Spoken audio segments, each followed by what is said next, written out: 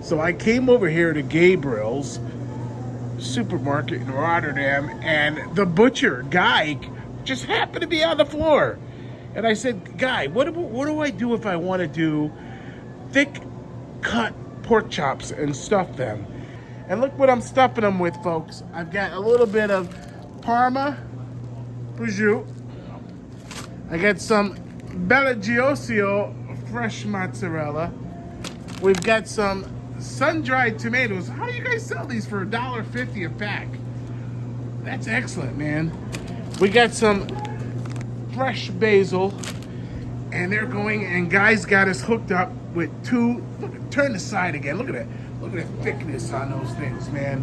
I get excited. I get excited when I can make something that someone loves. Isn't that what it's all about? That's it. You know, that fresh mozzarella, the prosciutto di Parma, the spinach, the garlic, the shallot, the sun-dried tomato goes so well with that Marsala pan wine sauce.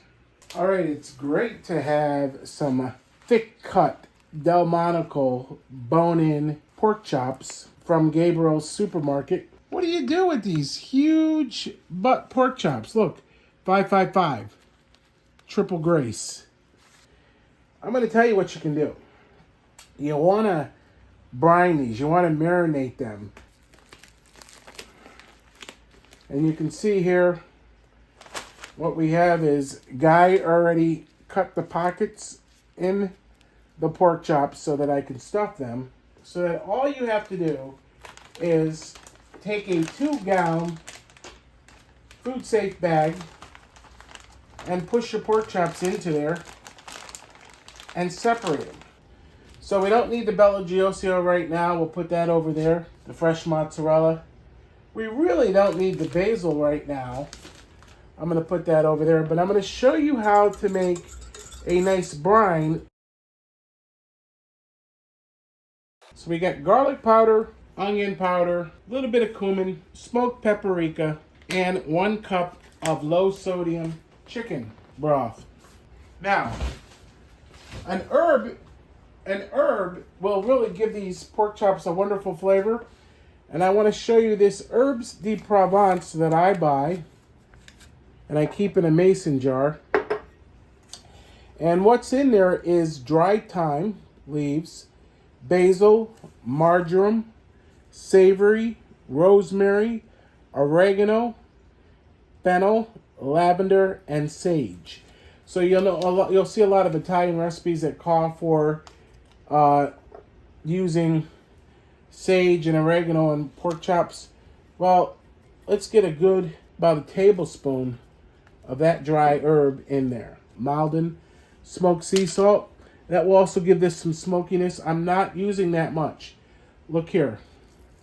If you wanted to use white pepper, you could. But I like the texture and the look and the flavor of fresh ground melange peppercorns. We have pink peppercorns in this pepper mill, black peppercorns, red and green. So when you're making a marinade, it's always, if you're using any vinegar, and this is the vinegar will give flavor as well as break down the bundles in the pork chops and make them more tender. So you always want to do a 1 to 3. So if you were to eyeball it, you see how much red wine vinegar is there.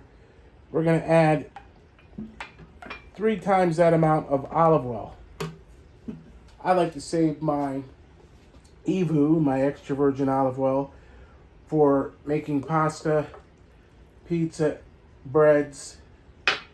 Now, you've got that little bit of tartness. To balance out this marinade, we're going to add just a little bit of good old-fashioned granulated sugar.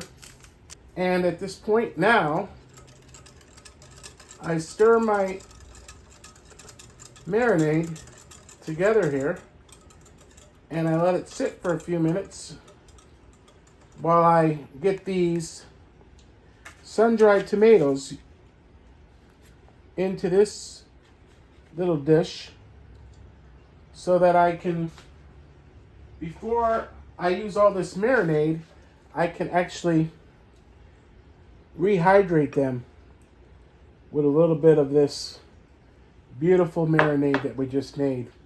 These will sit all the way until the evening time, and they will bloom. And you got that little bit of salt in there. They will bloom, and they will have a wonderful flavor with the sugar and everything else. All right, so we've got a nice big bowl. And what we're going to do is get our pork chops into the bowl first, so that we can then pour our marinade right over them. Make sure that this bag is completely sealed, because I'm going to want to turn these pork chops and give them a nice rub in the marinade. And you can continue to massage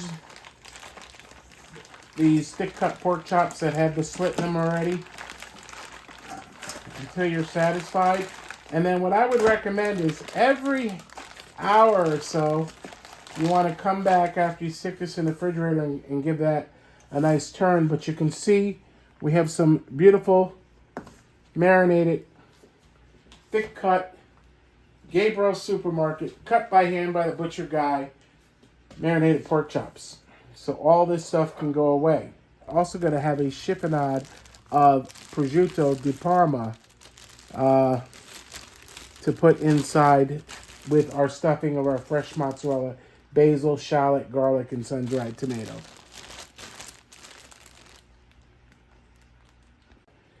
Here's a little bit of Marsala cooking wine. I'm not going to use that right now.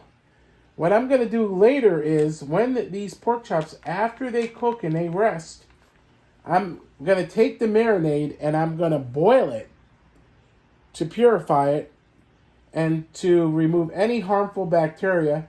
I'm going to add a little, and then I'm going to take a little bit of Marsala wine and add that to the marinade in the pot that I'm going to boil. A little bit of butter to make a nice sauce for these pork chops. The marinade becomes the sauce. Later on, when we stuff these, close the pork chops with toothpicks, sear them on both sides, and get them nice and caramelized, and finish them in the oven. You want to cook them to about 155 degrees.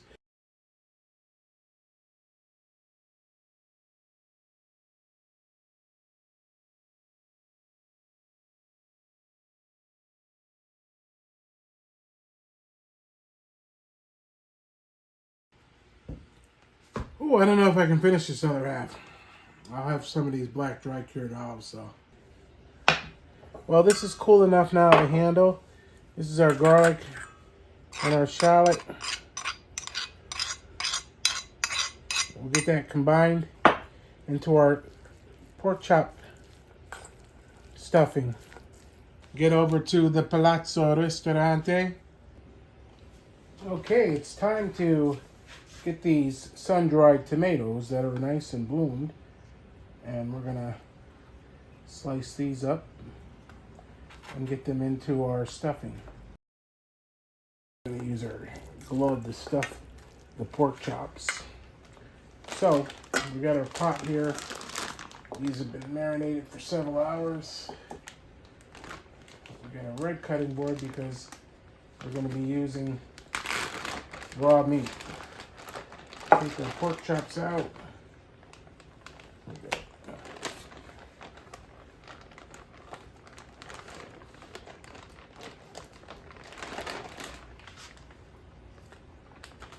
We get our marinade to pour into the pot.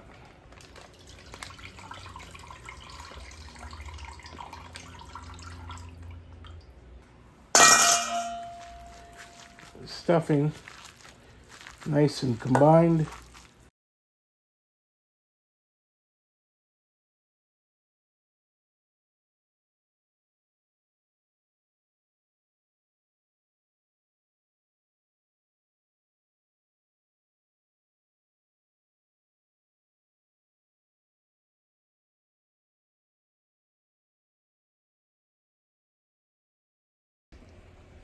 Okay, so you want to make sure you put the stuffed pork chops presentation side down.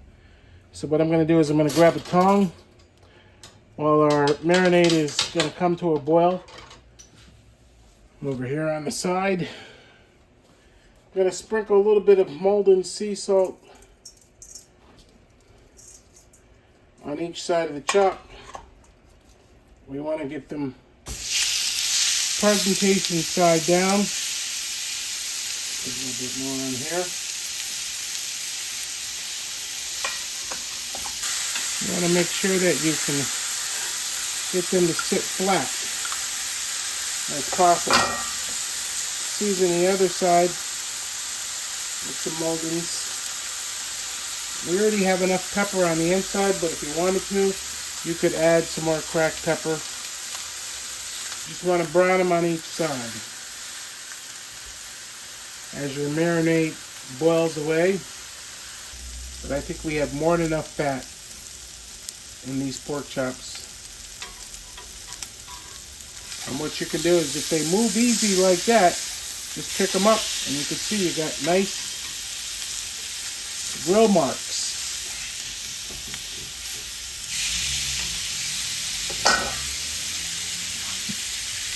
And what you can do is take a brush and you can brush the side that's been cooked on the outside, seared on the outside, with a little bit of the marinade.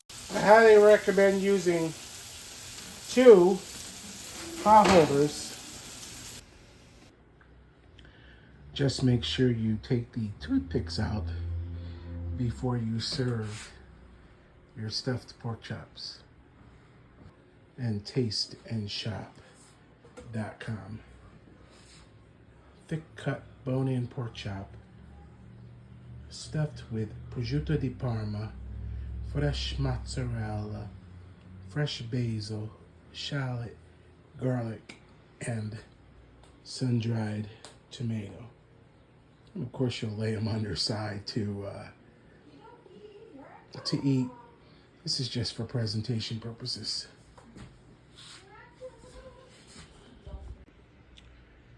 And she's taking a picture.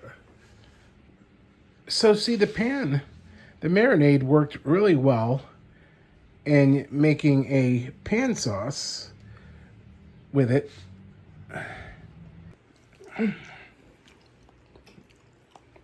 Extremely tender Brussels sprouts. I don't know where to start. It looks so good. With a risotto, saffron, and well, the best place to start is to turn your pork chop on its side, so that you can get your knife and cut right in. All for you, babe. Thank you. Enjoy. I will. We hope you enjoyed this video from Taste of Schenectady and Beyond magazine, Taste and Shop magazine, 518 Pizzerias. Go to our website, tasteandshopusa.com. Going in. There you go. Babe, my dad was no dummy. He always liked to have his bone last with that meat on there. And look at the beautiful color inside that pork chop. And perfectly done. Nice little sauce there. And the bone is the best part because afterwards you can just nibble on that with your hands. Oh, yeah. You know, that fresh mozzarella, the prosciutto di Parma, the spinach, the garlic, the shallot, the sun-dried tomato goes so well with that Marsala pan wine sauce. I like that little bit of sweetness. It's tender. San Benedito. Love this stuff.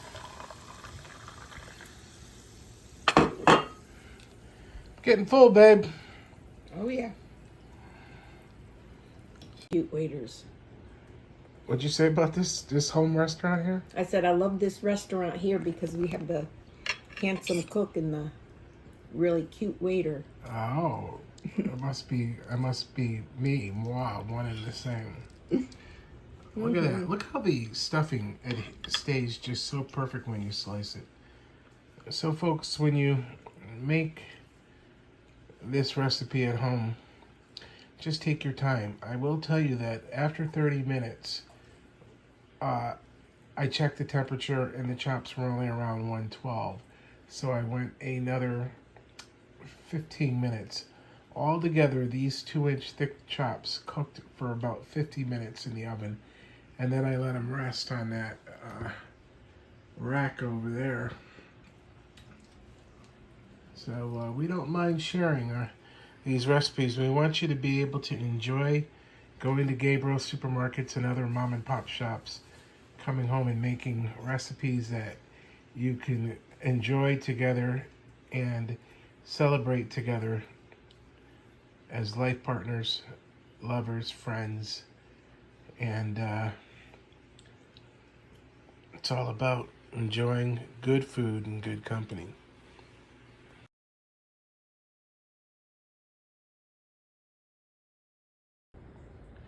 And here is the stuffed thick cut pork chops sliced super thin as a leftover.